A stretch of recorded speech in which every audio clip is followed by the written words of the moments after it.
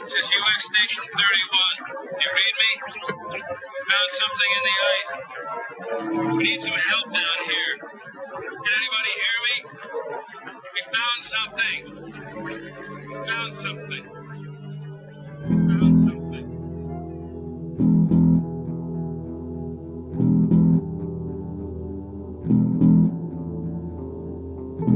Hola a todos, saludos y bienvenidos a Demasiado Poco Tiempo, un podcast en el que hablamos de las obras de ciencia ficción que nos gustan, nos sorprenden o simplemente nos llaman la atención por algo en particular. Hoy os traemos un par de relatos que, aunque quizá a nivel tecnológico conocen solamente de vista la ciencia ficción, o sea, lo típico que vas por la calle, saludas a alguien porque sabes que es tu vecino pero no sabes ni en qué piso vive, pero en cambio sí que tienen la esencia de la misma, o sea, hablar del hombre poniéndolo en situaciones especiales donde poder analizarlo bien. Además tiene otra curiosidad, uno de los dos relatos se escribió con el otro en mente, cosa que no suele ser tampoco muy común, y para rematar, sus autoras son dos grandes escritoras cada una de su época. Ursula K. Le Guin es ya una escritora clásica dentro de la ciencia ficción, y Jemisin es una prolífica autora ganadora del Hugo durante 3 años consecutivos en el último lustro, que es poco. Así que, bueno, hoy creo que tenemos un par de temas interesantes, ¿verdad? Sí, bueno, saludos lo primero, y la verdad es que yo ya tenía ganas de traer a Ursula K. Le Guin, que es una de las grandes clásicas, pero bueno, lo hemos estado comentando un poco fuera de micro. El problema que tenemos, tanto Javi como yo, con Ursula K. Le Guin es que es ciencia ficción, pero tiende a la fantasía demasiado. De hecho, muchas veces es fantasía pura y dura. Entonces era complicado encontrar un relato que encajase en lo que tanto Javi como yo entendemos como ciencia ficción. Pero bueno, como este relato trata sobre temas sociales, trata sobre la sociedad, que en el fondo es lo que nos gusta de la ciencia ficción, creo que trata un tema muy interesante y además es muy, muy poético, nos ha parecido adecuado traerla y por suerte encontré que Nora Keita Jemisin, una de las autoras afroamericanas que está más en boga últimamente, pues había construido precisamente otro relato como contestación, aunque yo diría más bien como un homenaje, ¿no? Como una referencia a este relato que traemos de Ursula K. Le Guin, así que yo creo que hacemos el 2x1 y hacemos un combo, porque además los dos, aunque no tratan sobre lo mismo, yo creo que en el fondo a nivel social sí que están tratando un poco sobre el tema que nos va a ocupar estos próximos minutos que estaremos aquí, ¿no? Que yo creo que es saber que todos los privilegios que tienes se deben a algo, y habitualmente es a que otras personas no tienen esos privilegios, que a mí me parece un tema muy interesante y que está tratado por las dos autoras de forma un poquito diferente, pero muy acertada. Bueno, pues como son además relatos cortitos, nos vamos ya al lío. Y recordad, no se puede hacer una tortilla sin romper algunos huevos.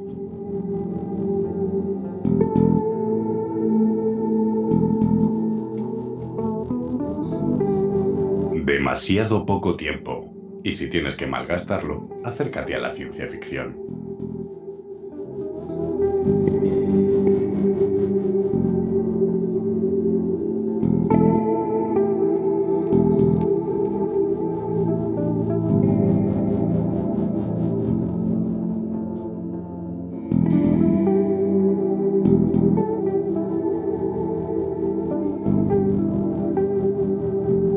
Bueno, pues el primer relato que vamos a destripar es Los que se alejan de Homelas, de Ursula K. Le Guin.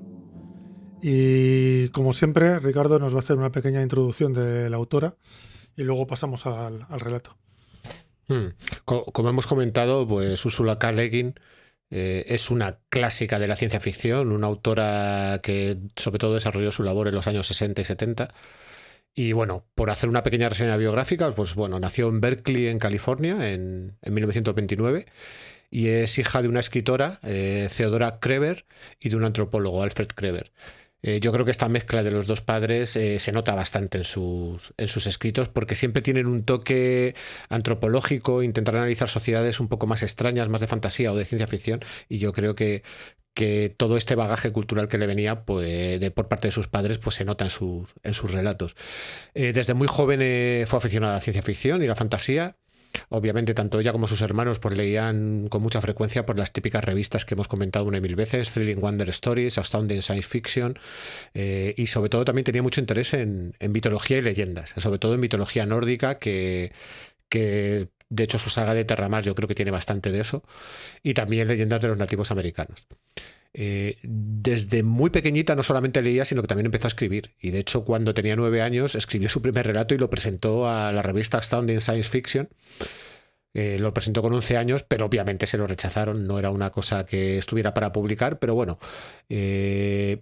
No siguió escribiendo en los siguientes años, pero luego más adelante sí que cuando estaba ya realizando sus estudios, su doctorado, y sobre todo después de conocer a su marido, el historiador Charles Le Guin, pues comenzó un poco a escribir con más intensidad y sobre todo a finales de los 50 ya empezó a escribir a tiempo completo, ¿no? Y sobre todo alcanzó un gran éxito comercial con la saga que hemos comentado, ¿no? La saga de Terramar, y con otro libro que es La mano izquierda de la oscuridad, que la verdad es que desde el momento que se publicaron fueron descritos como obras maestras, sobre todo por la crítica. Tiene una carrera literaria larguísima, 60 años, más de 20 novelas, más de 100 relatos cortos, poesía, ensayo, crítica, traducciones, hasta tiene libros para niños, y además también trabajó en el campo editorial, ¿no? Y dio clases a estudiantes universitarios, con lo cual yo creo que a lo largo de su carrera pues pudo ver todos los ámbitos de lo que es la creación literaria. Además ha sido miembro de consejos editoriales, como hemos dicho, ha impartido muchas clases en diferentes universidades como la de Tulane, como el Bennington College y la Universidad de Stanford. Y en el ámbito de los premios, pues obtuvo el premio Hugo por La mano izquierda de la oscuridad y el premio Nebula también con la misma novela. Obviamente ya hemos comentado los temas sociales, políticos, el tratamiento del género, la sexualidad, lo que es alcanzar la mayoría de edad, son temas que ocupan un lugar destacado en su obra. Y luego también esa exploración de estructuras políticas alternativas están en muchos relatos, y en concreto va a estar en este relato que vamos a tratar hoy, que es Lo que es Alejandro Melas, ¿no? Obviamente a lo largo de toda esa carrera pues recibió muchísimos más premios, en total 8 premios Hugo, 6 Nébulas y 22 Locus, que no es poca cosa, Y en 2003 se convirtió en la segunda mujer que fue honrada con el título de Gran Maestra de la Ciencia Ficción por la Asociación de Escritores de Ciencia Ficción y Fantasía de Estados Unidos. Por desgracia nos dejó en enero de 2018, a la edad de 88 años. Cierto es que tuvo una larga y prolífica carrera, que debemos agradecerle, y obviamente también es una autora que a lo largo de toda su carrera pues ha influido en muchísimos autores, pues gente como Salman Rushdie, como Neil Gaiman o como el escritor de ciencia ficción Ian Banks. Y esto sería un poco la reseña biográfica de esta autora, de la cual hemos traído uno de sus relatos más característicos, yo creo, o por lo menos más nombrados, y que además yo creo que tiene mucha chicha para comentar. Sí, la verdad es que tiene una vida apabullante en cuanto a obras. Y bueno, sí, este es uno de los cuentos más conocidos. De hecho, yo no sé si llegó a tener un Hugo o sea, en la esta de cuentos. Y bueno, realmente además es un relato que es bastante cortito, pues yo creo que no llega ni a las 8 páginas. Sí, creo, por ahí tiene que andar. Se lee muy rápido, sí. Es una parábola realmente. O sea, pero tiene todo lo que tiene de corto lo tiene de tener chicha. Porque es chicha condensada. Sí, pero despista un poco al principio. Porque sobre todo es un relato que empieza siendo muy descriptivo, describiéndote una ciudad, una sociedad. Tienes la sensación de que no está yendo a ningún lado, pero cuando de repente empieza a entrar en el tema que le interesa, ahí es cuando dices, vale, tengo que seguir leyendo, no puedo dejar de ver qué es lo que me va a contar aquí Úrsula. Sí, porque el relato empieza pues describiéndonos una ciudad utópica, bueno, la ciudad utópica de Homelas, que como curiosidad la autora se inventó el nombre leyendo carteles de carreteras al revés, y vio uno que era Salem, Oregón, y lo leyó al revés y dijo Homelas, vamos a hacer un cuento además basado en otra cosa que había leído antes, y fue un poquito más o menos así como lo concebió. Y bueno, nos está explicando que esta ciudad, que tú la ves y es un paraje bastante paradisíaco ya, montaña, río, están en un festival, en una especie de festival de verano, y la gente es toda feliz, están todos de fiesta, bailando, en una celebración, están que sí haciendo competiciones a caballo. Te empieza a describir la sociedad un poco, que la gente va desnuda, que ves que no hay ningún tipo de No hay, no hay necesidades que no estén cubiertas. Sí, no hay y no hay ninguna cortapisa social. O sea, tú puedes ser como eres y no hay ningún problema, porque también te das cuenta que no es gente sencilla ni tonta. O sea, es gente que es inteligente, que está apasionada con lo que hace, con su vida, y te empieza a describir pues un mundo idílico. Sí, sí. Además, te comenta que esta ciudad, que está habitada por eso, por muchísimos habitantes, que tiene una gran diversidad, que todo el mundo puede dedicarse a lo que le apetezca. Tienes detalles, por ejemplo, que a mí me parecen interesantes, como que hay religión y hay templos, pero no es obligatorio que tú proceses ninguna religión. De hecho, hay una hay religión y templos, pero no hay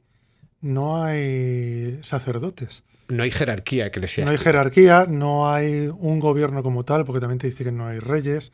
O sea, es como una especie de autocracia que todo el mundo, o sea, no manda a nadie, manda a todo el mundo. Es una utopía realmente lo que te está describiendo. Sí, lo que te está describiendo es una utopía. De hecho, una utopía que llega hasta el nivel de que hay ciertas personas que se dedican a satisfacer sexualmente los deseos de cualquiera, por ejemplo.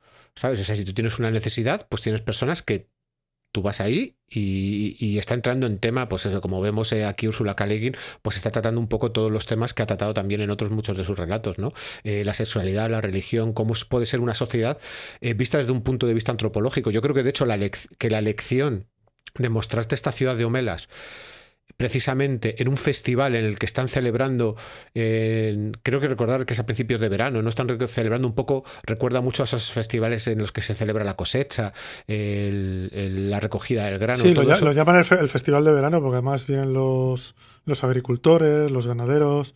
Exacto, yo creo que es una lección muy que está realizada pensándolo mucho, porque es una descripción que te permite a través del festival ver todas las interrelaciones, por ejemplo, comerciales que hay, las interrelaciones sociales, ¿no? Que en el día a día pues probablemente lo hubieran llevado a realizar un relato que hubiera tenido que ser más extenso, hubiera tenido que meter más protagonistas. De hecho, toda esta primera parte, todo está narrado con una voz exterior, una voz que te está describiendo todo lo que ocurre, como si alguien te estuviera contando cómo es esa ciudad idílica, cómo es esa utopía que tú no conoces, ¿no? Sí, pero aparte de eso, tiene una cosa muy interesante, que es que ella también, al narrártelo, o sea, sabes que es una utopía también, porque además es una utopía que te deja que la personalices. Porque ella, según va contando, te va preguntando que si quieres añadir cosas, o que si quieres poner cosas, o que si hay algo que no te gusta, que lo puedes cambiar. O sea, realmente te está intentando decir que esto es el pueblo ideal más ideal que tú puedas llegar a pensar o a llegar a concebir en tu cabeza. Entonces, y de hecho va metiendo una semilla que va a fructificar después, que es que esta sociedad, en el fondo, lo que pretende ser es una visión utópica de nuestra sociedad, ¿no? Lo que debería ser nuestra sociedad, o cómo nuestra sociedad, algunos miembros de ella, viven utopías similares, ¿no? Gente que no tiene ningún tipo de carencia ni de necesidad y que tienen todas sus necesidades cubiertas. Al final aquí estamos hablando un poco de la pirámide de necesidades, ¿no? Que tú en el fondo yo creo eres más feliz cuanto más cubiertas tienes todas las necesidades. Sí, pero yo creo que eso también lo vas viendo según vas pasando a la segunda parte. Que la segunda parte es, bueno, después de estar describiéndote un poco, pues eso, todo el festival, todo lo que hemos hablado, entonces de repente te cambia un poquito el tercio y se pone la cosa un poco más siniestra y de repente te dice que, bueno, que aparte de esto, en Homelas, en el sótano de la estación, me parece que es, o... De hecho, no te deja claro. Dice, podría ser el sótano de una casa, podría ser el sótano de un templo, podría ser el sótano del ayuntamiento. O sea, te deja un poco, empieza a hablar, esas vaguedades que te deja caer, es para que tú, en la imagen que te estás haciendo en tu cabeza, lo vas colocando. Y yo en mi caso, por ejemplo, lo iba colocando pensando en una sociedad que evoluciona a partir de la nuestra, por así decirlo, ¿no? Pero te va metiendo esos detallitos para que tú vayas haciéndote la foto, porque es importante que tú te hagas la foto, porque lo que te va a empezar a describir aquí, toda esa parte que empieza a tornarse más oscura, es importante que tú te identifiques con ella, porque en el fondo te va a narrar algo que, bueno, en fin, avanza. Es que ahora es cuando de verdad importa que te hayas metido tú en la historia. Pues si no te metes en la historia no te pierde mucha fuerza. Bueno, pues en esta celda que hay en un sótano oscuro en algún sitio de Homelas, resulta que hay un niño que no tiene nombre, que tampoco te dice el sexo que tiene. Simplemente el concepto es, hay un niño que está metido en una celda oscura de 2 metros por 2 metros, sucia, con la única compañía de 2 escobas y un cubo oxidado, lleno de humedad, que al que solamente le dan, me parece que era medio bol de harina y manteca y agua. Sí, Y de hecho la descripción es terrible. O sea, es que el niño vive aquí, ni siquiera tiene un camastro, te dicen que se sienta sobre sus propios excrementos, te dicen que su piel tiene está llena de llagas. De estar sentado en sus propios excrementos, que le Y tiene un pánico atroz a las 2 escobas y claro, según la descripción te la va haciendo, pues te va diciendo que el niño realmente no tiene una capacidad intelectual, pero no porque sea un niño que tenga algún problema mental ni nada por ese estilo, sino porque simplemente no ha sido educado. En un momento dado te cuenta que le metieron aquí, él no sabe por qué está aquí, por qué están haciendo esto con él. O sea, de repente el relato se torna terriblemente siniestro. Sí, es muy crudo. Y además te cuenta como el niño, además de pequeño, lloraba, pero que luego ya se cansó y simplemente gimoteaba.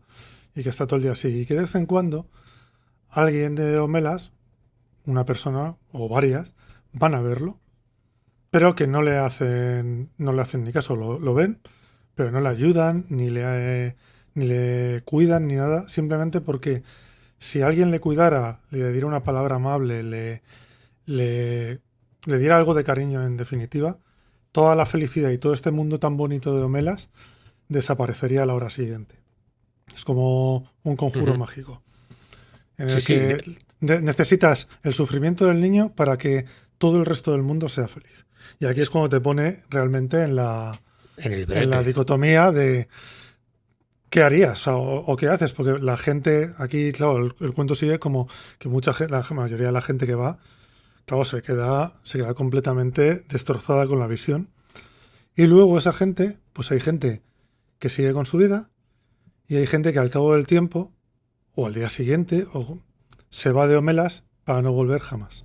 Sí, de hecho es muy interesante porque aquí vuelve a jugar a que te pongas en la situación y te dice que muchos de los jóvenes, cuando alcanzan la mayoría de edad, lo que hacen es ir a ver a este niño, ¿no? Es como que el rito de paso de esta sociedad utópica es que tú sepas por qué tu sociedad utópica es utópica, y es que sepas que hay un niño al que se está maltratando, torturando de manera pasiva, porque no es activa, pero que es necesario que esté ahí para que tu sociedad sea utópica, ¿no? Entonces, en uno de esos niños es el que un poco te cuenta que muchos de ellos vuelven a su casa, tienen que asumir que esa es la sociedad en la que viven, pero muchos de ellos no pueden y entonces deciden irse de Homelas sin mirar atrás, ¿no? De ahí viene un poco el nombre del relato, los que se alejan de Homelas, ¿no? Es como no soy capaz de vivir en esta sociedad en la que la desgracia de una única persona sirve para la felicidad de muchas, ¿no? Es un poco el dilema que se comenta en muchos relatos y en muchas novelas de el bien de la mayoría se impone al malestar de la minoría.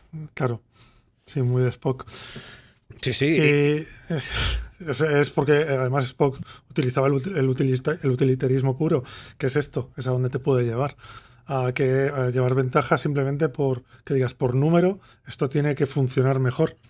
Uh-huh. Pero claro, estás condenando a alguien que no tiene la culpa de absolutamente nada a recibir todos los males del mundo. Claro, dices, muy bien, si no me toca a mí, estupendo, pero como me toque, lo mismo no me apetece. Exacto, porque ahí, no recuerdo bien, pero creo que no entra en el detalle de cómo se elige a ese niño o qué pasa cuando ese niño muere. No se entra en el detalle, simplemente entonces, es la condición puñetera para que digas, ¿por qué? Exacto. O qué tengo que hacer. Porque realmente esto te lo disfraza de utopía, pero realmente no es una utopía. Realmente lo que decías antes, te está describiendo la sociedad nuestra con el INRI de que nuestra sociedad no es una persona por 1000, que sería el utilitarismo. En nuestra sociedad es justo al revés. Unos pocos tenemos más privilegios que una gran mayoría. Exacto. Nuestros privilegios... Por eso yo comentaba que esto, más que un relato, es una parábola, ¿no? O sea, lo que está, la función que tiene este relato, y yo creo que la intención que tenía Ursula K. Le Guin es que piensas en el mundo en el que vives y que en el fondo es lo que tú has comentado. Mis privilegios vienen porque hay otra gente que no tiene privilegios. Ya puede ser gente que trabaja para mí, gente que está en el tercer mundo y de los cuales explotamos sus recursos geográficos, o incluso yo puedo ser el niño para otra gente que está por encima de mí, ¿no? De que en el fondo cualquier prosperidad de cualquier país se basa en que hay otra gente que no va a ser tan próspera. Claro, Y no, que y es es que muy tampoco... complicado alcanzar un equilibrio en el que todos seamos prósperos, ¿no? O sea, en el fondo, ¿qué es lo que se supone que te venden muchas utopías? Yo creo que Ursula K. Le Guin a lo mejor se cansó de leer de muchas utopías en las que no entraban en el tema en cuestión, que es, vale, sí, estas sociedades tan perfectas no pueden funcionar si no hay gente debajo que las está manteniendo, por así decirlo. Claro, sí, básicamente, y es que además te vale ya no solo para las sociedades, también es a nivel personal o de individuos. Lo que tiene que haber es un equilibrio entre felicidad e infelicidad. Y porque si tú tienes mucha felicidad es porque a alguien le estás haciendo, o a varios les estás haciendo infelices. Porque realmente, normalmente tu felicidad depende de que otros no la tengan. Que es la idea, básicamente la idea principal de todo este tema. Sí, sí. Entonces, como vemos aquí, la autora, a mí me parece que, a ver, el relato yo cuando no lo he descubierto hace mucho, ¿vale? A lo mejor hace un par de años es cuando de repente, pues buscando la típica de lista de mejores relatos de ciencia ficción de la historia, y de repente lo vi y dije, mira, pues no me he leído este relato de Ursula K. Le Guin. Y la verdad es que cuando lo leí, que empieza, ya te digo, siendo como una especie de relato antropológico de esta sociedad, cuando pega el giro, yo creo que si eres un poco persona, te tiene que afectar, te tiene que pegar la hostia emocional que te pega, porque claro, es como... Creo que es un relato que funciona muy bien para que tú luego pienses a posteriori, para que tengas debate, ¿no? O sea, si realmente te lees el relato y te quedas con, mira, me han descrito esta sociedad tan bonita y resulta que hay un... Pues te has quedado en la superficie. Tienes que hacer la extrapolación a nuestra sociedad o a otras sociedades. Los relatos, además, sucede con los dos. Claro, uno también es hijo un poco del otro. Pero son relatos de... que yo cuando me lo empecé a leer, que siendo Le Guin, sabía que no iba a ser ciencia ficción más tipo como me gusta, que es a lo mejor un poquito más hard. Pero en cuanto ves el giro, dices, vale, ya me has enganchado. Porque claro, ese giro en el que te está poniendo a examinar lo que harías tú, y además que directamente como tú ya has entrado dices, ¿y ahora qué hago? ¿Qué tengo que hacer yo aquí? Es lo que me encantó. De hecho, yo creo que K. Le Guin aquí lo que hace es ponerte en la tesitura de si te quedarías o te irías de homelas. No te pone la alternativa de si lucharías por cambiar esto ni nada por el estilo, sino que hay dos tipos de personas: los que deciden vivir esta utopía sabiendo en qué se basa. Sí, los que la aceptan, los que no la aceptan, y los que se alejan de homelas porque no pueden vivir con ello. Y lo que hacen es irse a otro sitio. Además te dicen, se van a ir a otro sitio que probablemente sea peor. Pero necesitan vivir con su conciencia. No te dice dónde. Sí, te dice que se van. Se van, ya está. No importa dónde es. La decisión es clara. Es o te quedas o te vas. Exacto. O aceptas el juego o no lo aceptas. Exacto. Y todo está escrito de una forma muy poética, porque en ese sentido hay que reconocer que puede costar un poco entrar porque tiene párrafos muy largos con descripciones muy largas. Se está describiendo todo ese festival, cómo funciona la ciudad, cómo son sus habitantes y cómo interaccionan entre ellos, y lo hace de una manera muy rica, ¿no? Y muy florida, por así decirlo. Incluso yo ya te digo, me gusta llamarlo poética. Pero es que cuando llega la parte de escribirte todo cómo vive ese niño, que además hay un momento dado en que el niño llegó a preguntar de por qué me hacéis esto a mí, y está prohibido contestarle, es que no puedes hablar con él. Solamente, de hecho, te cuenta que hay gente, hay personas que le llevan de comer todos los días, pero todos tienen prohibido hablar con él, ¿no? Porque es como el acuerdo tácito que tiene esta sociedad es, esto tiene que ser así. O sea, el niño o la niña, porque no te lo describe, tiene que sufrir esto y nadie puede interaccionar con él. O sea, es el aislamiento, la soledad completa, y además te describe cómo el niño, claro, obviamente según pasan los años, pues se va volviendo loco. Yo creo que lo que ocurre es que se vuelve loco, simplemente. No sé, a mí me parece que es un relato... Como para no volverse loco. Sí, como para no volverse loco. Es un relato muy potente, muy cortito, y que yo entiendo perfectamente que este relato sea nombrado siempre que se habla de Ursula K. Le Guin, porque realmente en pocas páginas, y teniendo en cuenta que yo supongo este relato es de los años 60, que estábamos... creo que es de finales de los 70. O finales de los 70, pero estamos hablando de una época en la que ya estábamos en el final del colonialismo, en los últimos estertores, por así decirlo. Todavía quedaban algunos países con algunas colonias, pero poco a poco se iban independizando, y claro, estaba poniendo delante de la cara de la gente de, oye, esas colonias que ahora abandonáis son los que han hecho que vosotros viváis como vivís. Y yo creo que en ese sentido, pues un relato social que le debió dar pues unas buenas hostias a la conciencia de muchos lectores en aquella época. Es un relato que yo creo que hasta que en la humanidad en general no no pasemos de la infancia, es un relato que nos va a funcionar siempre, porque siempre vamos a funcionar igual. Va en nosotros, en tal y como estamos hechos ahora, funcionamos así. Exacto. Y De hecho, no tiene visos de que cambie, salvo que cambiemos nosotros porque exacto. evolucionemos o demos un paso más allá. De hecho, todos los sistemas políticos que hemos tenido, desde la Grecia clásica, Roma, el medievo, capitalismo, comunismo, todos al final han caído en que para que prosperen unos cuantos que estén en lo alto, hay gente que tiene que pasarlo mal en lo bajo, ¿no? Y yo creo que eso es el gran problema de nuestro tiempo, ¿no? Que lograr conjugar que no haya gente que lo pase mal es muy complicado. A nivel político y a nivel social. Y al final requiere unos cambios que obviamente los de arriba no van a querer aceptarlos porque supondría perder parte de sus privilegios y que los de abajo no tienen capacidad de poder asumirlos porque bastante tienen que sobrevivir. Entonces yo creo que es un relato que va a tener vigencia, como tú dices, de aquí hasta que, no sé, hasta que de repente algún día ocurra algo que realmente nos cambie la conciencia a nivel global y es muy complicado que ocurran hechos de esos. Que hagamos una evolución.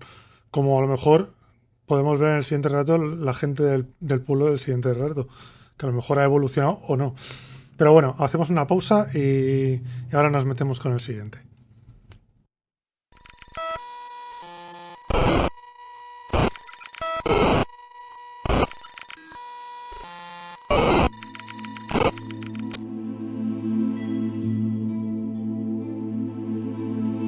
Como todos los hombres de Babilonia, he sido procónsul.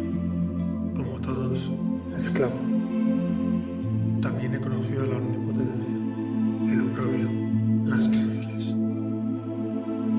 Miren, a mi mano derecha le falta el índice. Miren, por este desgarrón de la capa se ve en mi estómago un tatuaje bermejo. Es el segundo símbolo, Beth. Esta letra, en las noches de luna llena, me confiere el poder sobre los hombres cuya marca es Gimel, pero me subordina a los de Alep, que en las noches sin luna deben obediencia a los de Gimel. En el crepúsculo del alba, en un sótano, he yugulado ante una piedra negra toros sagrados. Durante un año de la luna he sido declarado invisible. Gritaba y no me respondían. Robaba el pan y no me decapitaban. He conocido lo que ignoran los griegos, la incertidumbre. En una cámara de bronce, ante el pañuelo silencioso del estrangulador, la esperanza me ha sido fiel. En el río de los deleites, el pánico. Heráclides Póntico refiere con admiración que Pitágoras recordaba haber sido Pirro, y antes Euforbo, y antes algún otro mortal. Para recordar las vicisitudes análogas, yo no preciso recurrir a la muerte ni aún a la impostura. Debo esta variedad casi atroz a una institución que en otras repúblicas ignoran o que obra en ellas de un modo imperfecto y secreto. La lotería.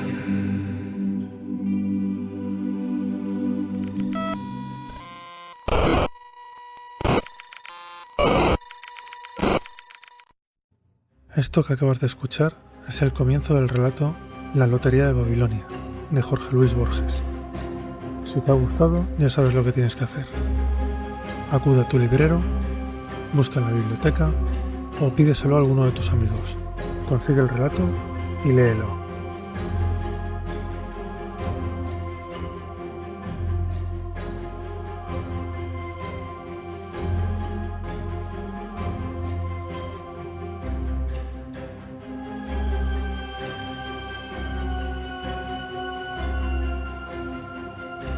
Bueno, y después de esta pausa vamos a pasar con el relato Los que se quedan y luchan de Nora Keite Jemisin.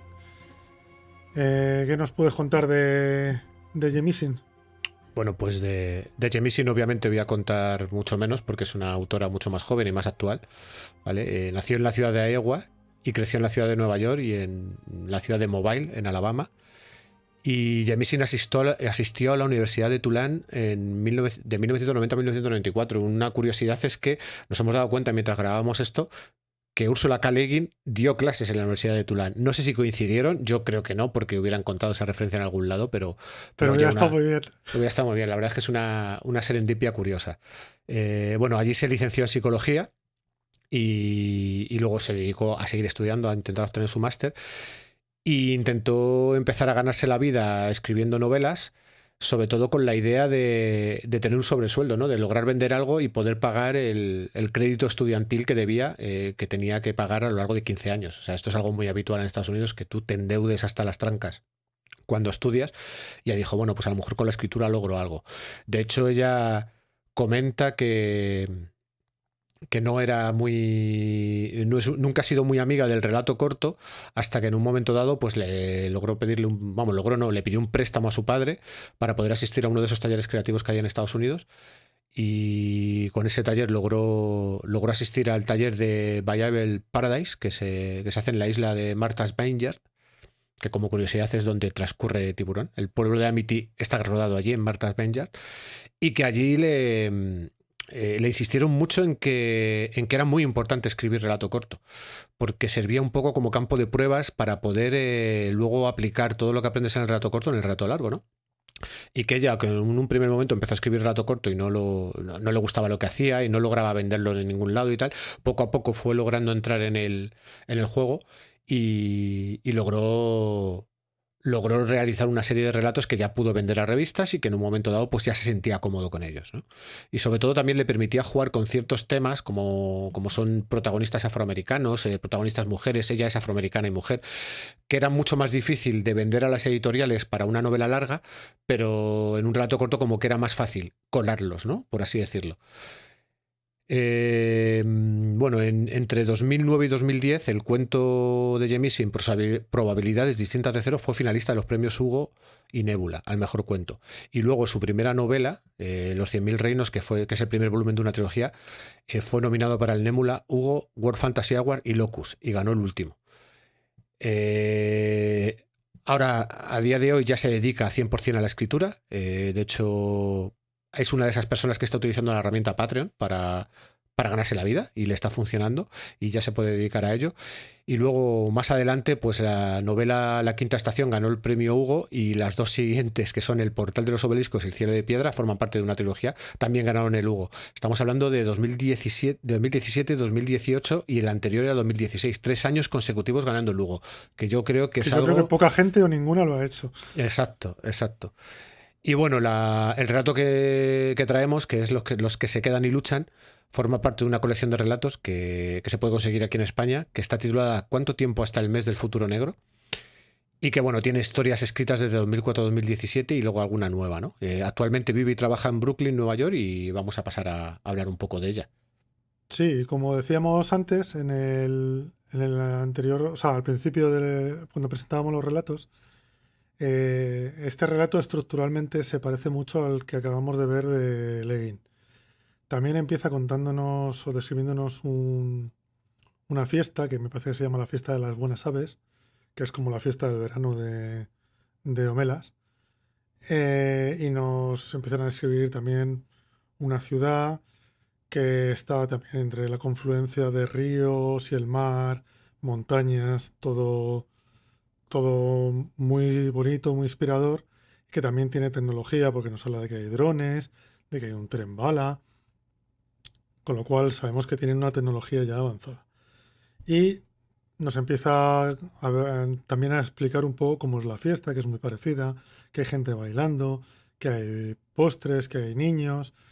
Y luego, bueno, nos empieza a explicar un poquito también cómo es esta sociedad, ¿vale? Porque esta sociedad te dice que es respetuosa con las ideas de cada uno, porque allí cada cual va como realmente quiere y lleva las cosas, o sea, puedes llevar algo, llevarlo de 1000 maneras diferentes o no llevarlo, no hay ningún problema.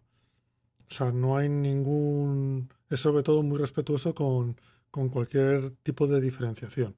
Por apariencia, por lengua, porque también dicen que son políglotas, que hablan diferentes idiomas, raza, modo de vida, edad, clase social, nivel económico. En esta ciudad, en Umelat, se vive bien, básicamente, tengas el rol que tengas en la ciudad. Como por así decirlo, el leitmotiv de la ciudad es que aparte de conseguir producción, o sea, están produciendo, trabajan, es más importante cuidarse todos entre ellos. ¿Vale? Con lo cual es una primera idea que te suelta de cómo es esta sociedad.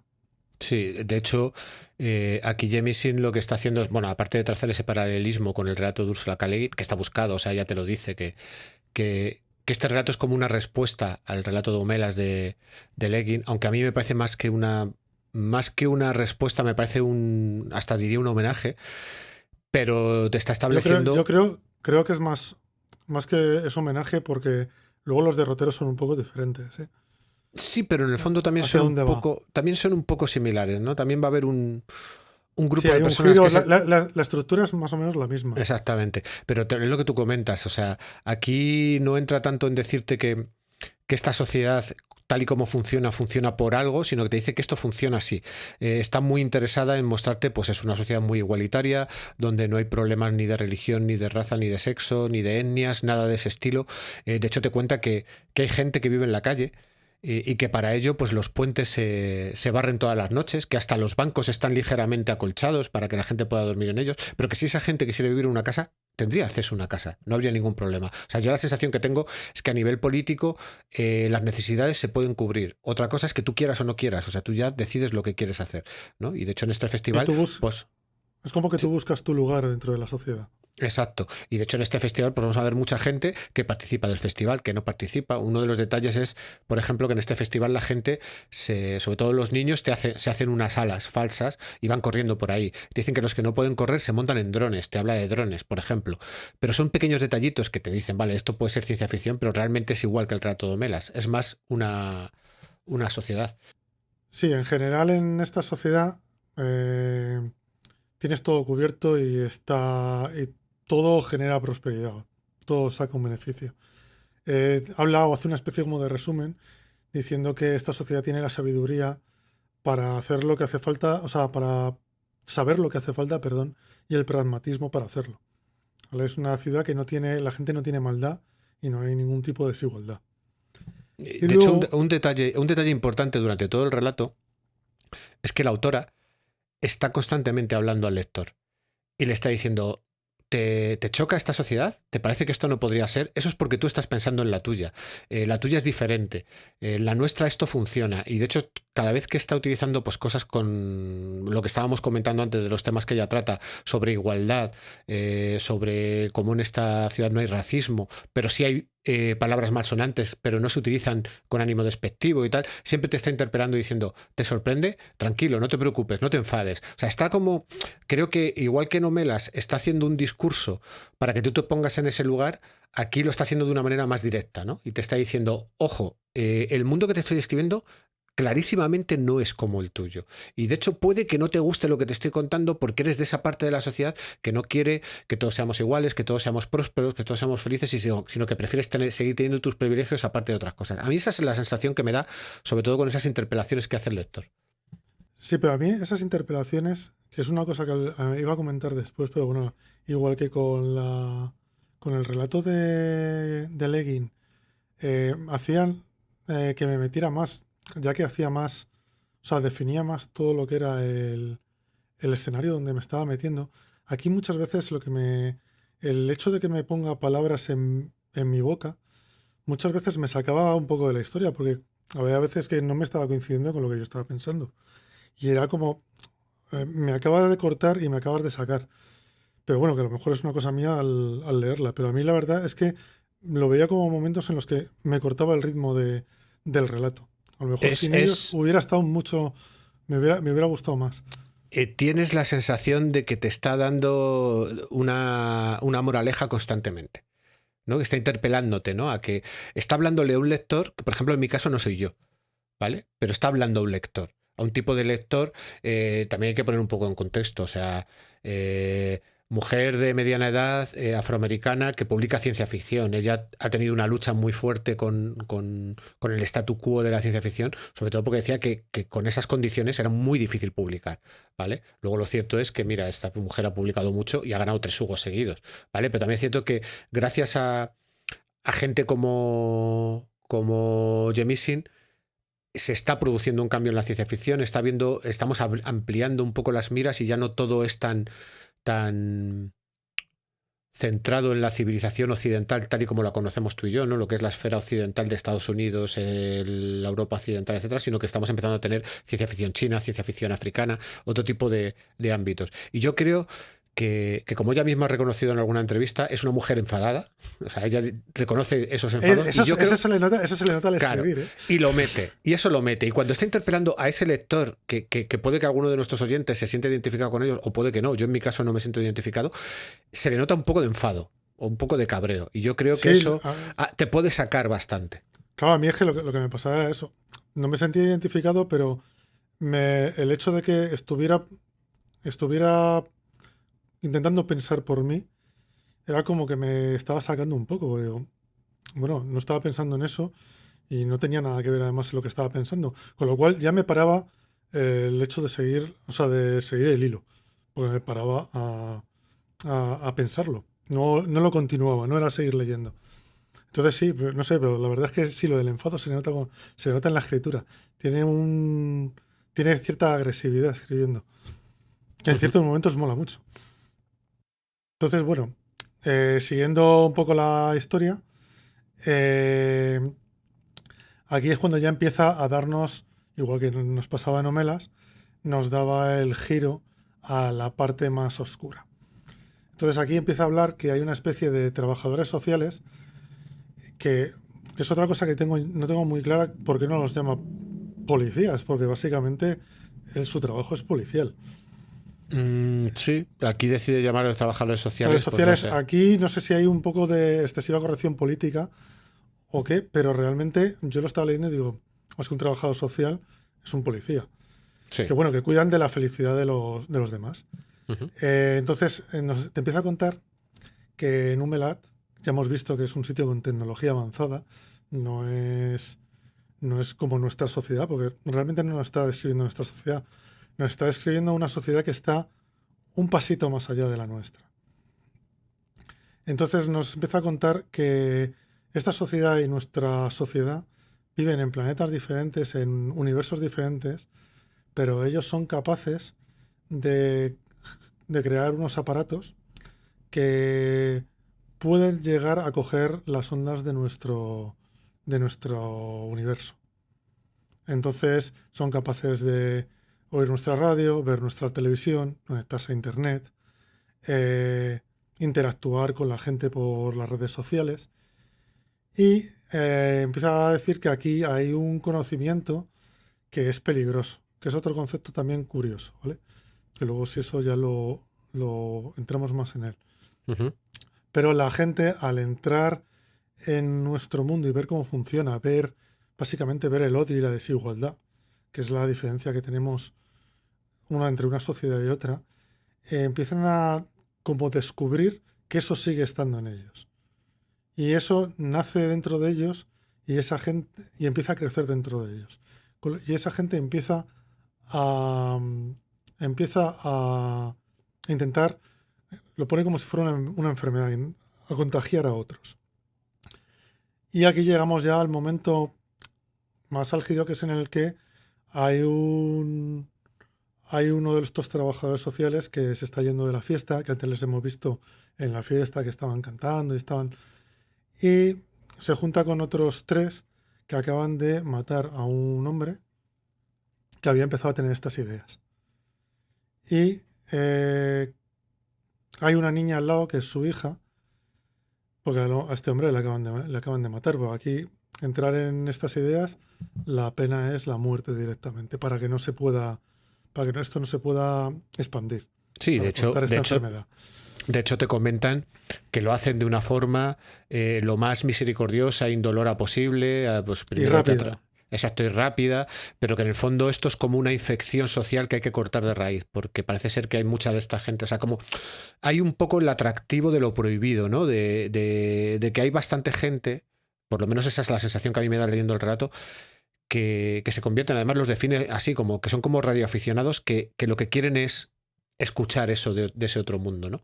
Pero ¿qué ocurre? Que eso al final el problema, ellos lo comentan y hay otras personas que van a intentar hacer lo mismo y es un poco como una enfermedad que si no se corta de raíz, puede hacer enfermar a todo el cuerpo que es la sociedad, ¿no? Y precisamente estos trabajadores sociales, pues vienen a ser un poco como las defensas de esta sociedad para evitar que eso ocurra. Sí, aquí ya lo que nos hablan, claro, es que la niña no entiende nada, es una niña. Entienden que acaban de matar a su padre y no sabe por qué razón. Y además su padre es más importante que todos los demás. Con lo cual ya te dicen que esa niña ya ha empezado a contagiarse de ese mal. Entonces aquí lo que hacen es que cogen a la niña y la van a poner en cuarentena para intentar explicarle por qué se ha hecho eso y si lo entiende bien. Y si no lo entiende, pues se supone que también la sacarían de la sociedad. Y aquí realmente termina el relato, que realmente... Bueno, uno de los motivos de sacar a la niña también es que te dicen que esa niña crecerá, en un momento dado le explicarán lo que ha ocurrido y cuando lo entienda, muy probablemente acabará formando parte de esos trabajadores sociales, ¿no? Ah, bueno, sí, claro, si les coge la mano... Exacto. Entonces, claro, al final, lo que está hablando aquí al final es del sacrificio de unos pocos para salvaguardar al resto. Pero claro, para mí hay un problema básico en este relato y es que esta es una sociedad muy igualitaria y muy perfecta y muy utópica, pero hay cierta información que se considera peligrosa y está prohibida. Es y que hay yo creo... un grupo de gente termina. que se dedica a vigilar que eso no ocurra. Entonces, ¿qué ocurre? Que yo creo que aquí, al igual que en Nomelas, tenemos el giro porque todo esto, si tú lo analizas fríamente, dices, vale, están salvaguardando la sociedad, pero estamos yendo de la utopía a la distopía. La línea es muy fina, yo creo. En el momento en que tienes una policía política del pensamiento, por así decirlo. O sea, recuerda mucho a Orwell, recuerda mucho a muchas distopías que hemos leído muchas veces. Sí, bueno, es que de todos modos, de una utopía a una distopía puede que no haya tanto. Y aquí, por ejemplo, es yo aquí lo que me hice la idea es que esto es la sociedad o la humanidad que como que está dando el siguiente pasito de lo que hablábamos antes de que la fórmula de Leguin nos va a funcionar hasta que trascendamos, pasemos la infancia, pasemos esta época. Esta sociedad yo creo que la está pasando, pero no la ha pasado del todo. Todavía no ha crecido. Porque si hubiera crecido, es el problema que tienen aquí. Que si tú hubieras crecido, entenderías cuál es ese mal, lo entenderías y Y lo vivirías con él. evitarías. Lo evitarías, pero vivirías con él sabiendo que existe. Aquí la manera que tienen de evitarlo es esconderlo. Con lo cual ya acabas de hacerte el punto débil. Porque si lo escondes, si se está escondiendo, alguien lo va a encontrar. Y una vez que alguien lo encuentra, eso va a ser, pues como hablan, una enfermedad. Porque se va a diseminar por todo aquel. Porque además es algo que está prohibido. Y claro, Eso llama más la atención. Que ese es el problema, que el problema es que al prohibirlo lo que estás haciendo es fomentar la curiosidad. Y la curiosidad, tal y como la entendemos, no es mala en sí misma, pero la estás coartando. Al final lo que estás diciendo es no seáis curiosos con esas transmisiones que nos llegan de ese otro mundo, que es nuestro mundo, que es cierto que, claro, cuando tú lo analizas dices, vale, esta gente está viendo, entre comillas, lo peor, ¿no? Está viendo el ruido, los medios de comunicación y las redes sociales. Y eso al final hace que su sociedad se resienta.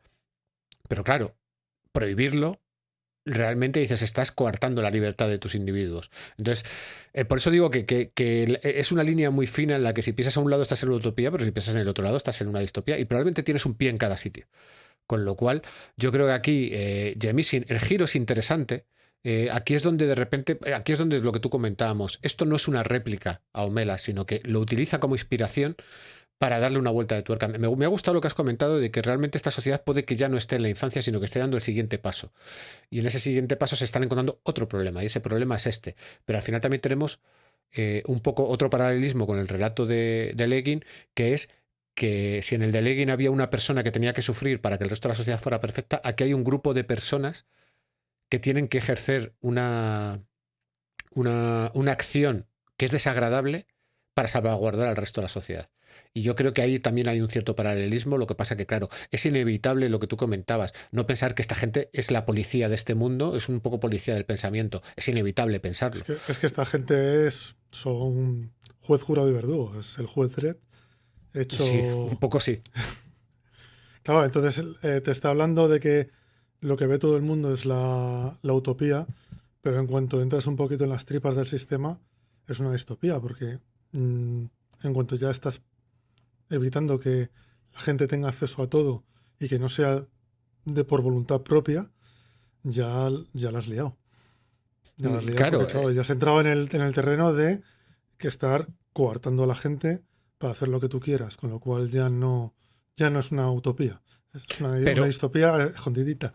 Claro, pero en el fondo el relato de Homelas para mí también se acaba convirtiendo en una distopía. O sea, si tú te quedas a vivir en esa utopía de Homelas, tienes que asumir que alguien está sufriendo. Y los que no lo soportan se van de la utopía, por así decirlo. Sí, con lo cual tiene un tinte de distopía también. Sí, lo que pasa es que el relato de Homelas, más que una utopía, yo lo veo que es pintar nuestra sociedad con una capa de barniz de utopía para darte el mensaje mucho más claro, mucho más fuerte y mucho más potente.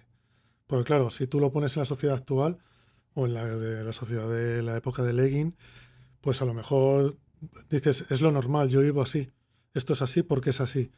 Cuando te lo pinta en un paso más adelante a lo que tú haces, es como que el cambio o el contraste es mucho más fuerte. Pero yo creo que no es que... O sea, la utopía de Leguin es simplemente un barniz con el que pinta la historia para que te pique más, para que lo veas bien, que no tengas lugar a duda. Aquí, en cambio, te está describiendo una utopía que según rasques, lo mismo te encuentras otra cosa. Por eso creo que también que es diferente a la parte de Leguin. Sí, la capa de barniz es mucho más pequeña en esta utopía, por así decirlo, ¿no? Y de hecho, yo creo que viene un poco el título de los que se quedan y luchan, ¿no? Es como tenemos una manera de defender esta utopía sin que haya desigualdad, pero en el fondo lo que está haciendo esos agentes sociales es que se están sacrificando a sí mismos, pero ya no solamente se están sacrificando a sí mismos, ellos no tienen la voluntad de decidir ser agentes sociales, sino que esa gente que ya está un poco contaminada, o por ejemplo esta niña, la hija de la persona que ajustician, no tiene mucha más opción que convertirse en un agente social. También está bien pensado, porque así te aseguras de que no manchas a más gente. Sí. O sea, si esta niña ya está manchada con esa marca y necesitas tener a este tipo de agentes sociales para mantener la sociedad, coño, por lo menos lo haces bien.